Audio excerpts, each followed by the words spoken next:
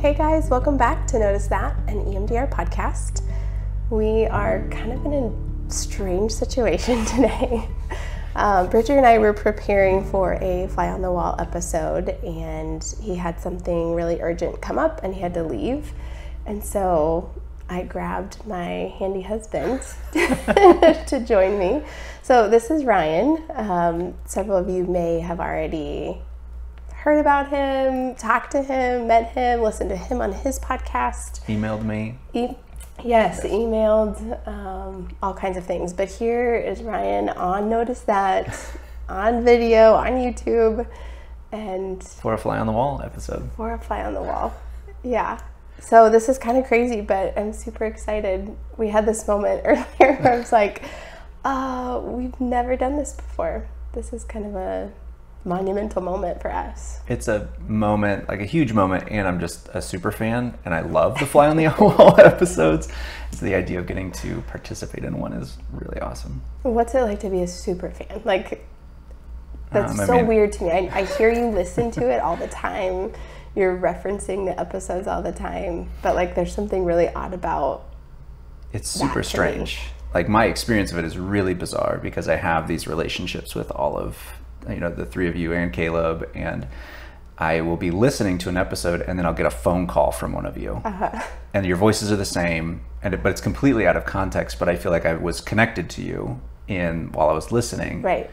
And then I want to reference something like it was a conversation that we were actively having.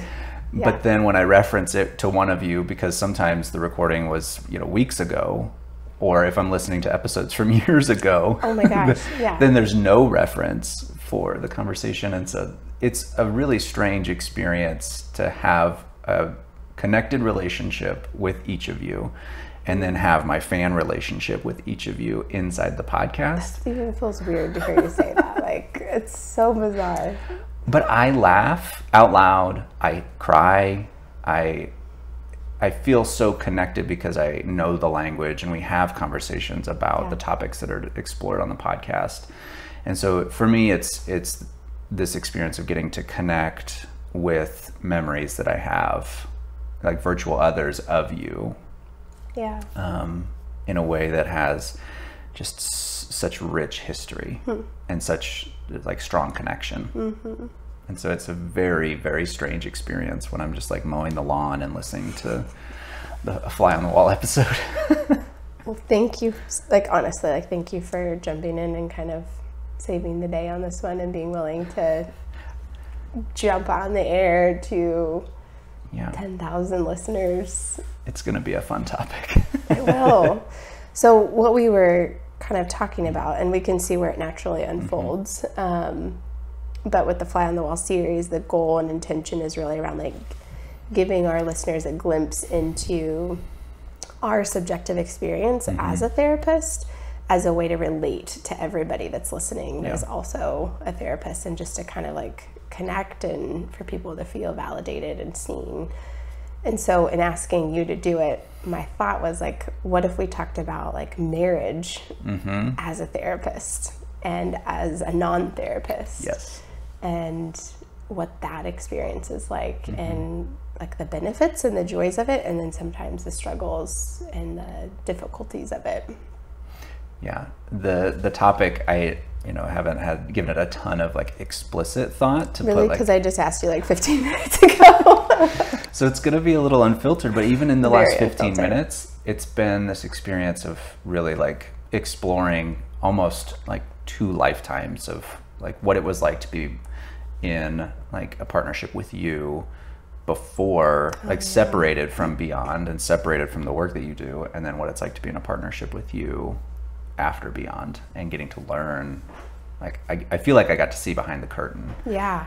Because I've taken Sip 1, I've taken TIC, I've taken Sip 2, and I listened to the podcasts, and so really there's almost like 3 sections. And just for everybody listening, the history, Ryan and I have been in a relationship since I was 16, you were 17, so babies. Yeah, 17, 18 years ago we met. Grown up together, seen a lot of life together, now have 4 children together. Just a lot of history in there. So in the first part of being just two humans, both non-therapists.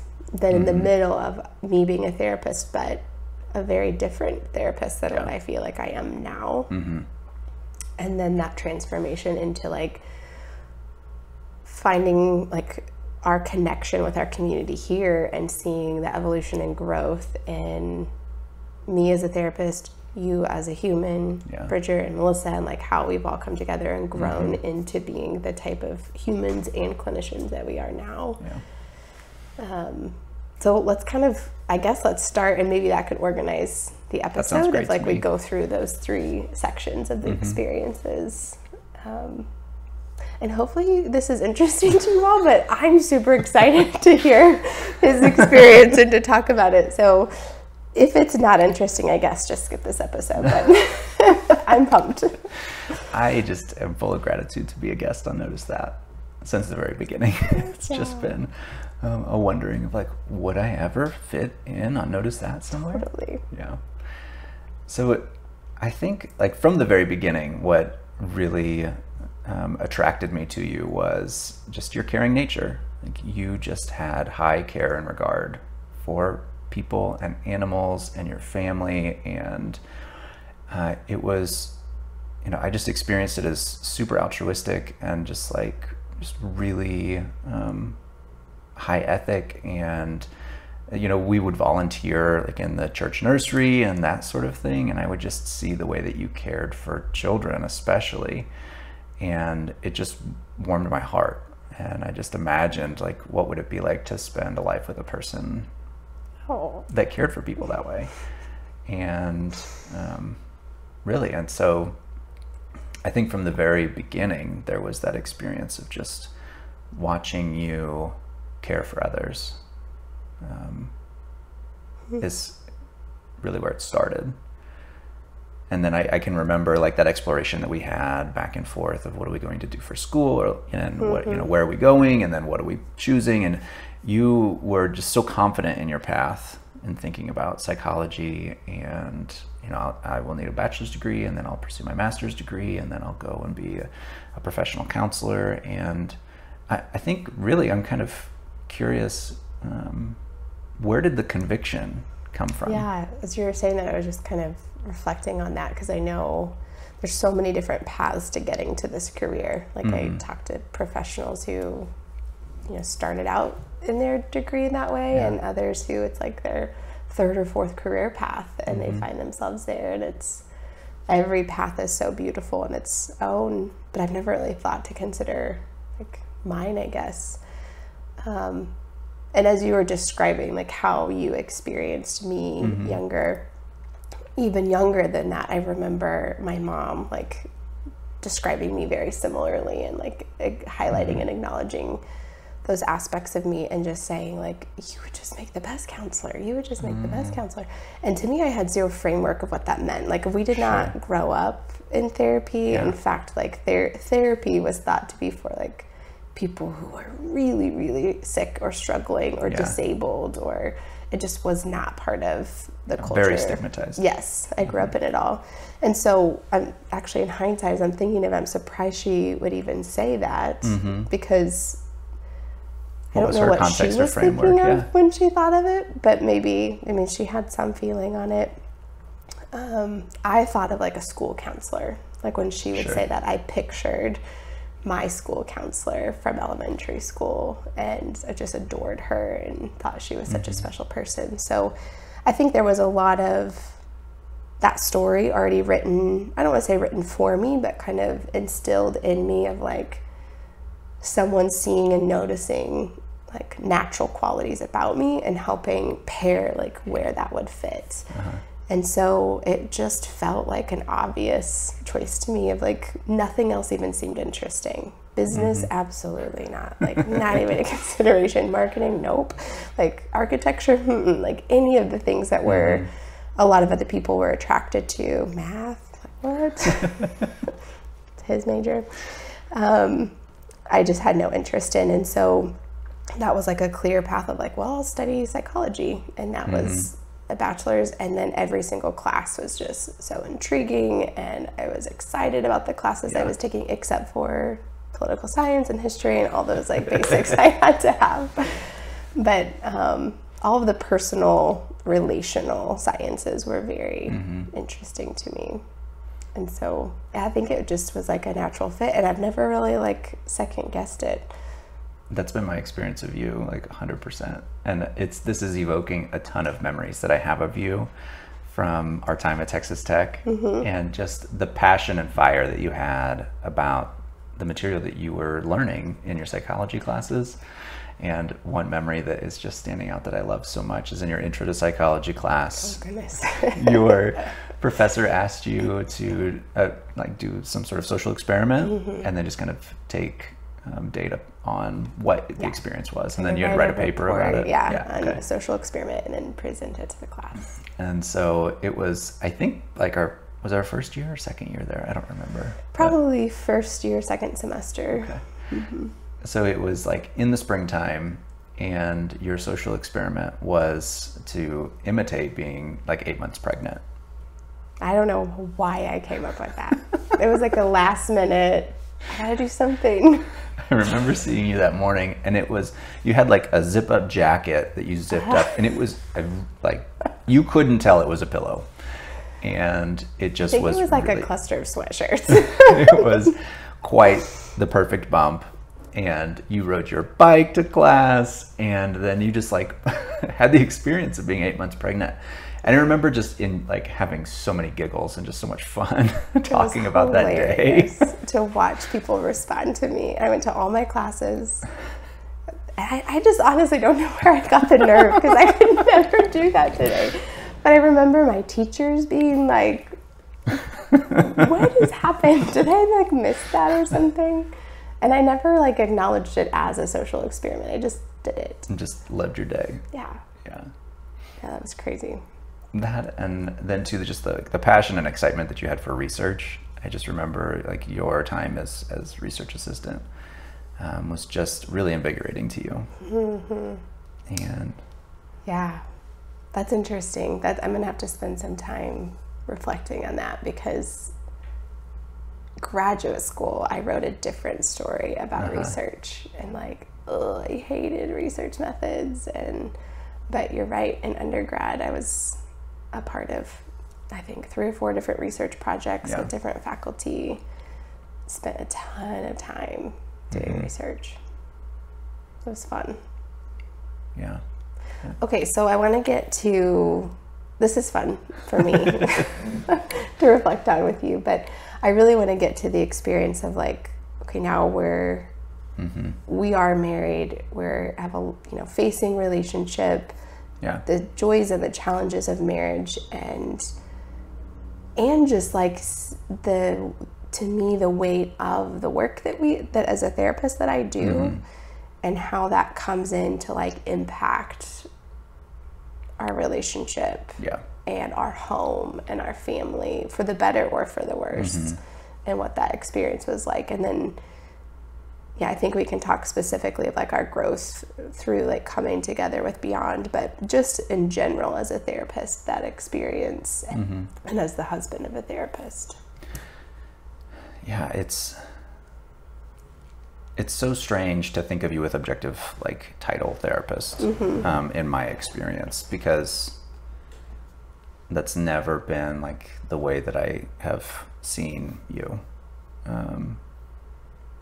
like in such a, like, I don't know, finite way. But thinking about like the cross section of the periods of life that we were in and the work that you were doing, and what's coming up for me right now is just this, that our partnership was in a space, and we had the flexibility where we could just like let you go and pursue lots of things that you wanted to pursue. And I was so excited to be able to support that. I can remember a conversation you coming and saying, there's this 5-day training, it's in Philadelphia, it's for this thing called EMDR. What do you think about all of this? And it's like, ridiculously expensive.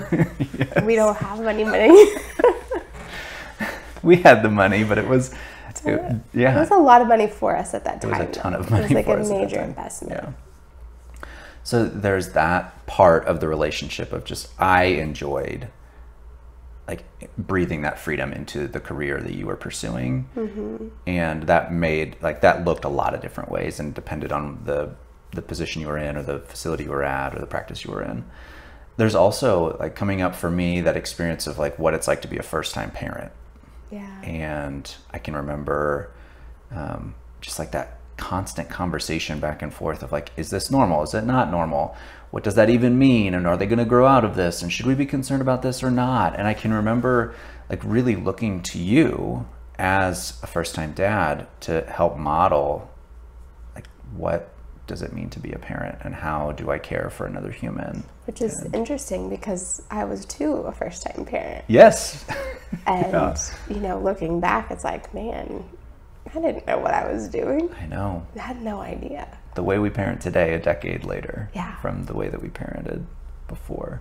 I don't think we totally botched it, but there's a lot of things I would go back and do differently. The grace from the way that I see the world as a result of some of the things and beyond. And I don't want to jump ahead, but Yeah. it offers so much grace and space in that feeling too. I think one thing that was a little confusing for me as a non-therapist, like I would come back and I'd share experience. You know, I'm thinking about mostly, I transitioned into a role where I was supervising, you know, up to 100, 120 people. And my interactions numbered like 30, 40, 50 in a day from phone conversations and meetings and tons of management of people. Lots and lots of people. And I can remember you asking questions that seemed like way out of left field. Like, why would I even consider that? Things like, gosh, I wonder what their experience of that was like. And that was confusing to me. Like, I don't know. It was... I actually feel like at times it may have been insulting to you.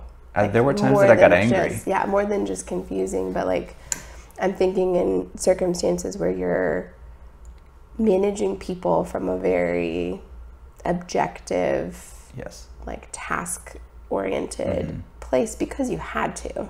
Like, that was the system. That was the system and the nature of your job and all you really knew and what the expectation was.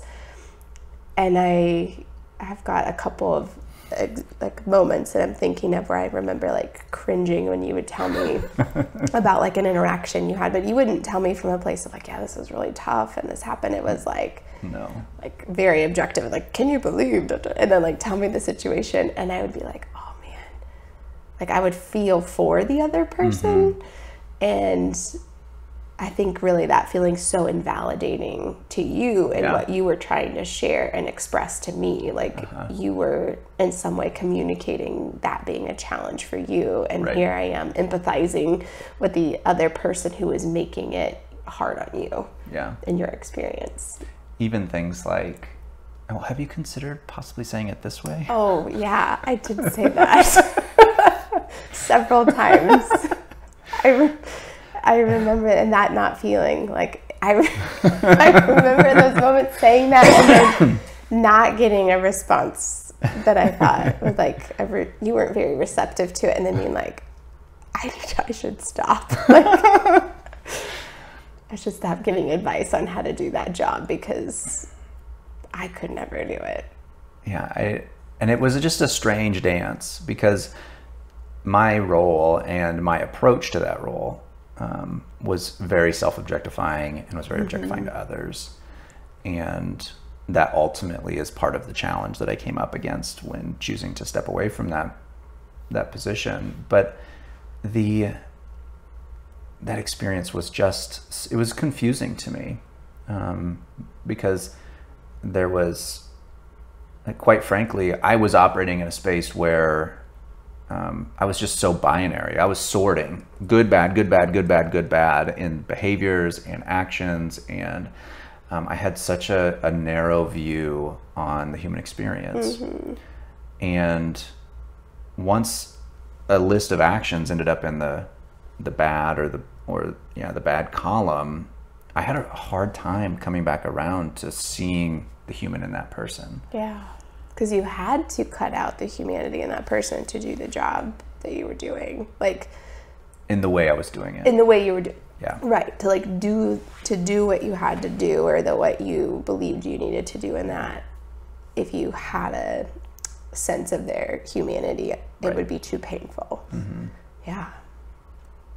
What was it like to see me as a therapist, as like your empathetic self, to see me so objectifying to other people and to myself?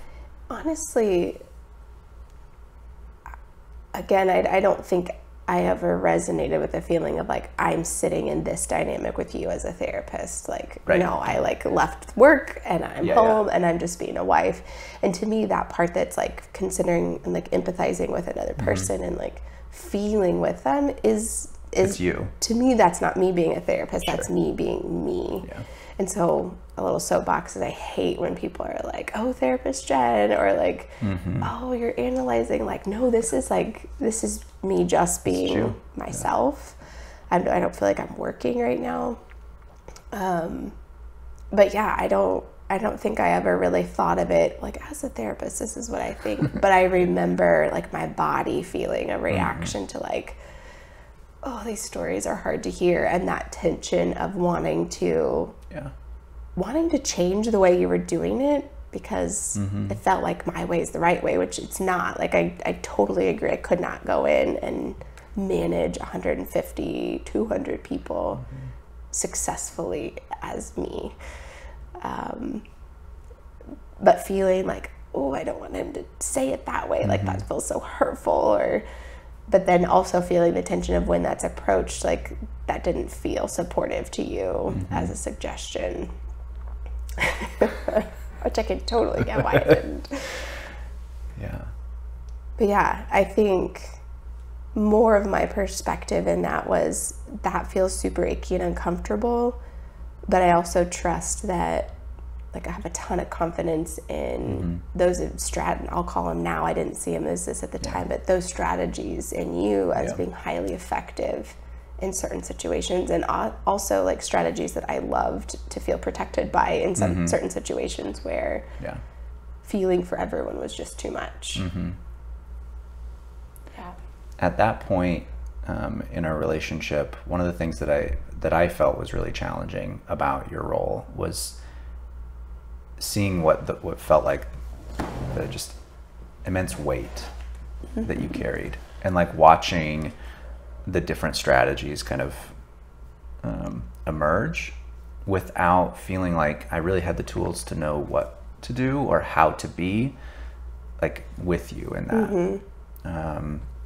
So like some of the strategies are like just completely put it in a box and ignore it and never talk about it.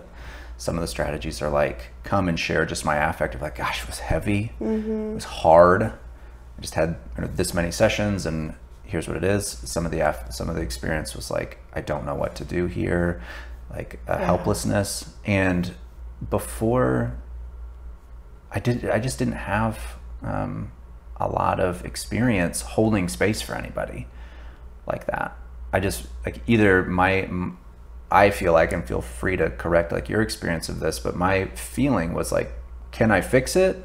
If I can't fix it, then gosh, I'm sorry. Like I mean, can I take care of dinner? I mean, does that help? Right. And then I remember things like, well, maybe you just need to like see less people, or like what if you add more time between sessions, and those were all great suggestions, and I've implemented them at this point. But at that time it's like, no, it's not really, like the exhaustion isn't just about how many people I'm seeing, or it's not just this formula that if we change one figure in it, it'll come up with something different. Like a lot of the exhaustion and the weight is the stories that I'm hearing, or was just like one client of those 6 clients that day that like, oh, I can't shake this one. Like I'm coming home still feeling the weight of that. I think, oh my gosh, I just have so many things popping up that I want to ask, and I'm also trying to stay aware of time in it. I felt like, and I'd be curious to hear your perspective on it, the way it affected my parenting, I think in a lot of ways for the better. and in a lot of ways for like the worst, and like a hypervigilance, or and I still grapple with this, with like just such an awareness of like everything is influencing their development. Yes. And so like the mom guilt, the weight of every decision, feeling like it has tremendous impact, and so we have to make the decision right. Yeah. The fears around like, what if other people hurt, like influence the emotional development and hurt emotionally our kids unintentionally, and how do we protect them from that? All of those things. Yeah, that feels like a whole podcast. Yeah, maybe actually like a whole series on parenting. We've talked about that. I know. I think to not like dig real deep into it, but just to speak about the experience of that, and again, there's so much about my own experience that feels so different after coming and getting to see behind the curtain of Beyond. But in that space, it was my view of the human experience was very narrowed, and not just in my work, but just in everything. And that was like continued into our parenting. Yeah. And I have that experience of you too. I feel like you had a wider view of the human experience than I did. But I feel like it's even wider now on this side of Beyond.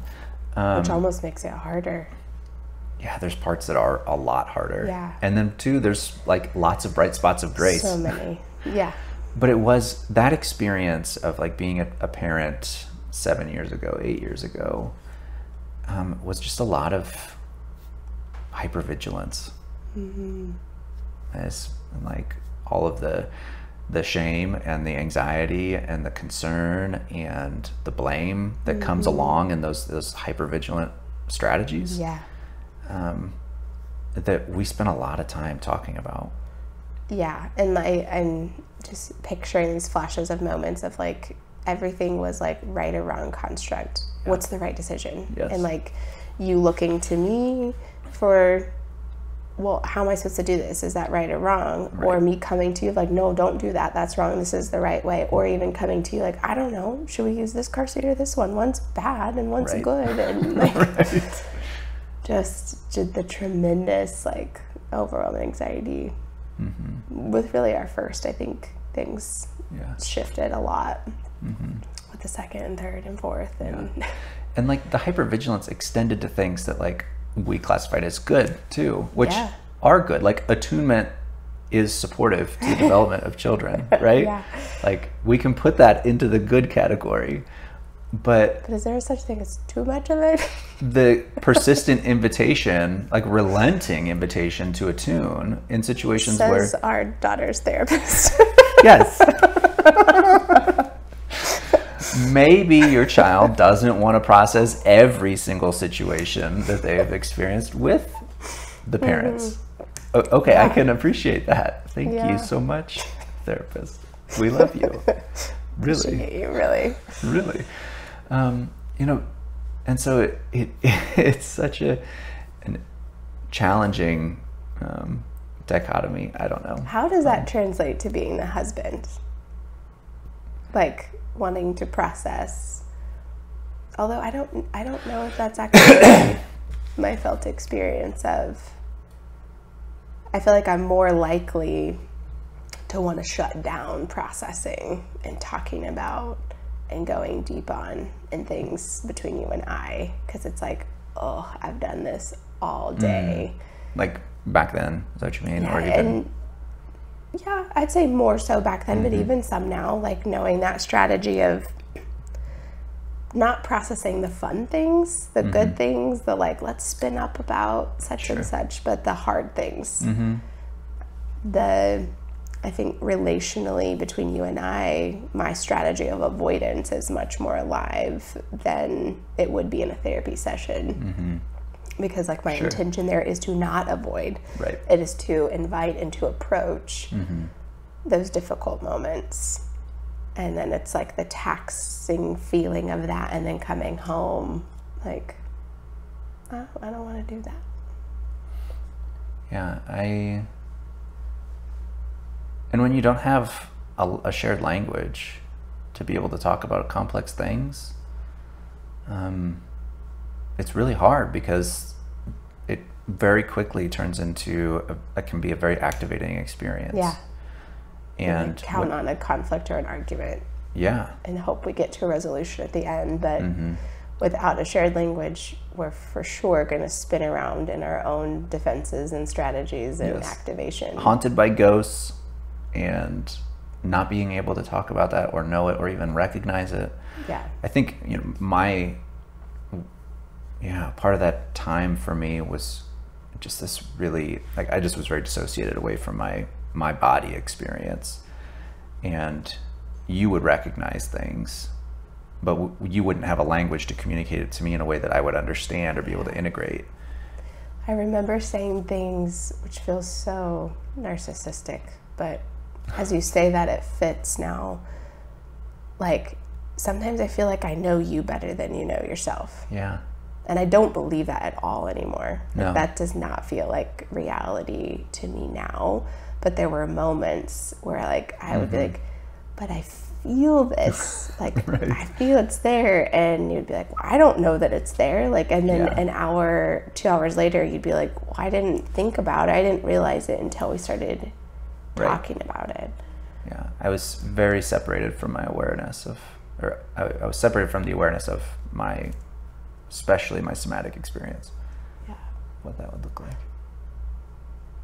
I want to pause here for our break, because I have another kind of connecting there, but spinning up into another piece of this before we wrap up. So we'll take a quick break where you can hear about some of the things we're offering here at Beyond, some of the things we're excited to share about, and then we'll be back to talk a little bit more.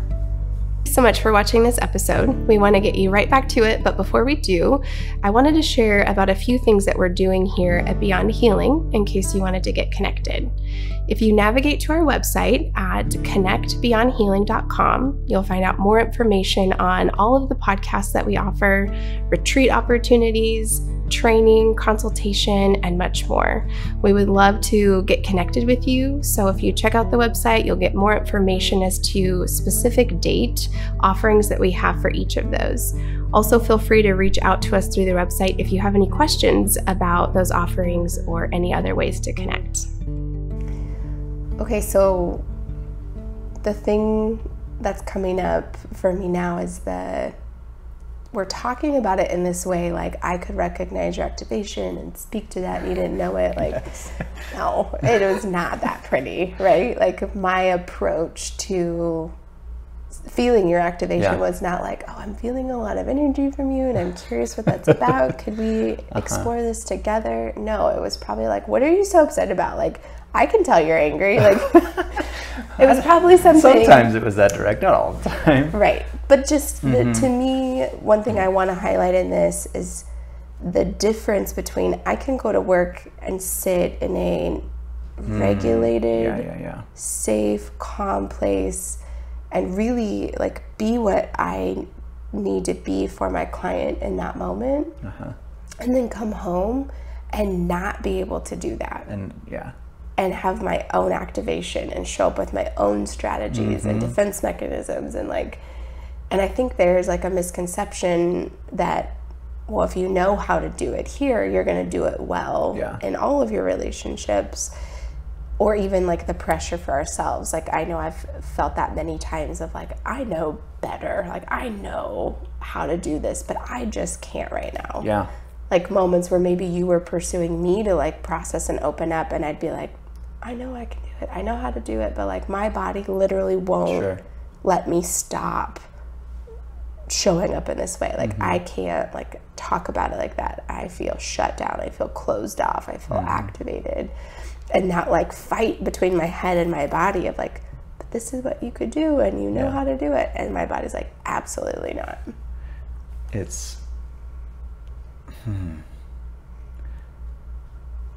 because the relationship it's drastically different now. I mean the therapy relationship, right? Okay. You enroll as therapists with client, that relationship, the intersubjective space there looks so much different.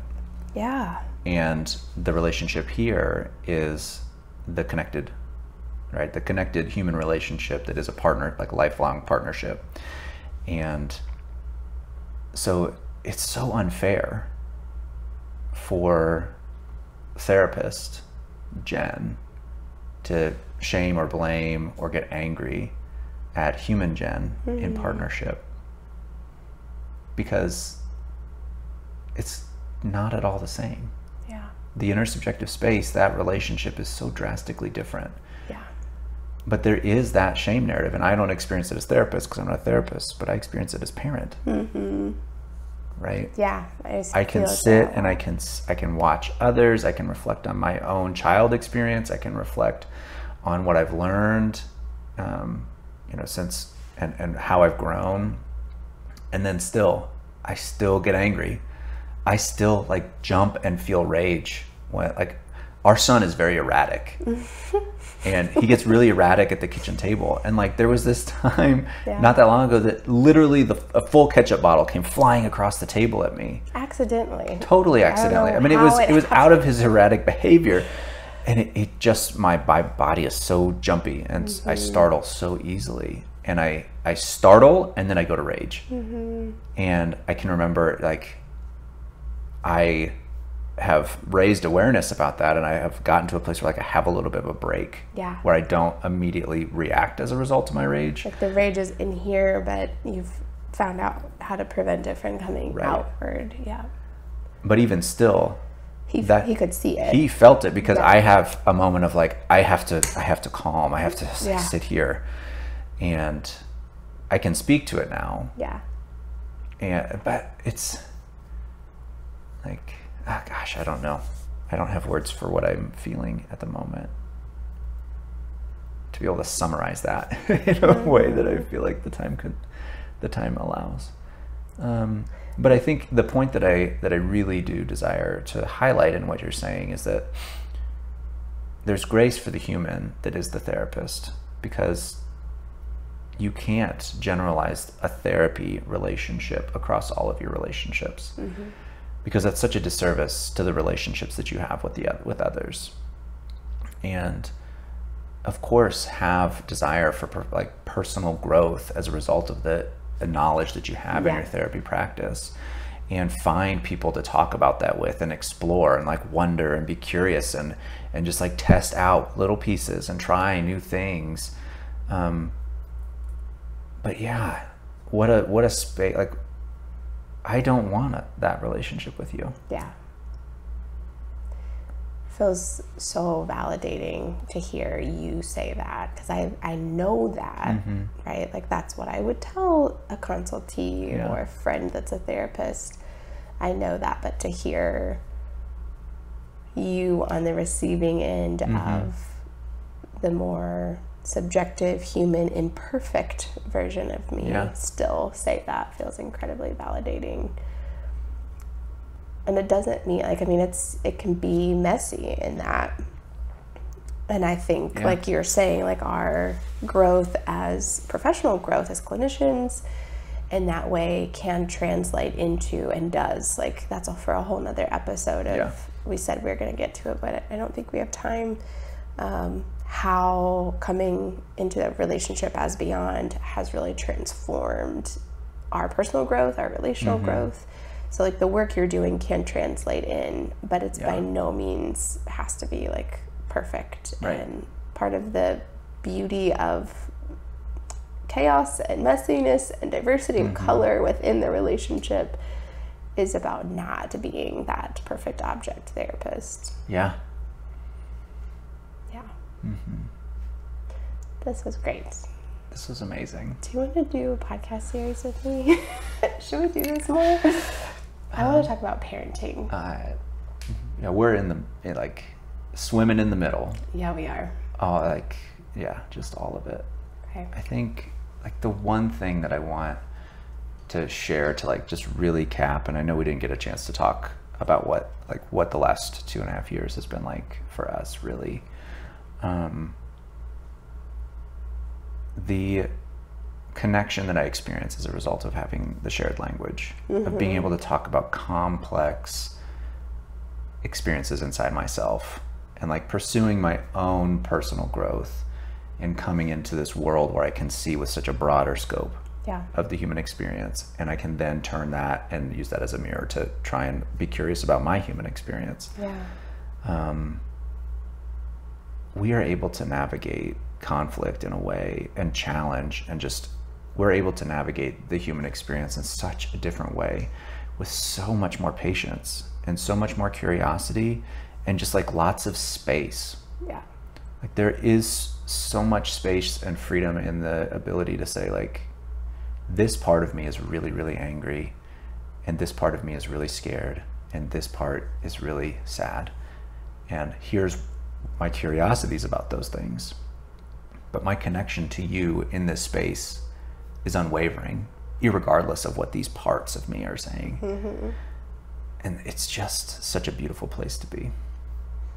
It is, and I think you can face the messiest of storms, but when you have that language, you can trust you'll come out of it somewhere connected. Because the way you've said all of that is not necessarily how we start it's not the language we use for every conflict, but ideally it's where we land. I think even this podcast recording is a good example. If like 10, 15 years ago we would have tried to do something like this, it probably would have gone similarly, but my felt experience of it may have been very different, of like, oh my gosh, like people are being like let in on these experiences, feelings, and I don't really, like, what does he feel about that? Like there would have been a lot of different activation around it, and just to say like, oh, you want to come talk about some of the most vulnerable stuff of our marriage? Not totally, but on a recording. But thank you for being willing to do it. So fun. Yes. For those of you that maybe want to hear a little bit more about Ryan's journey and his career path, if you haven't already listened, he has a podcast called The Burnt Out Educator with his co-host Olivia, and they both just interview different educators in the field and get to explore the experience of being a human in the educational system, and really just like support and connect and encourage one another in that, and share stories of what it's like to be fully human, not just object. So some of the things we're talking about, getting to kind of get a glimpse on the other side of it. So you can find that, I don't know what the podcast handle is or what they Burnout search. Educator. Just just on iTunes or Spotify. It's also on connectbeyondhealing.com. Okay. Thank you guys for listening, and we'll be back with another episode soon. Thanks.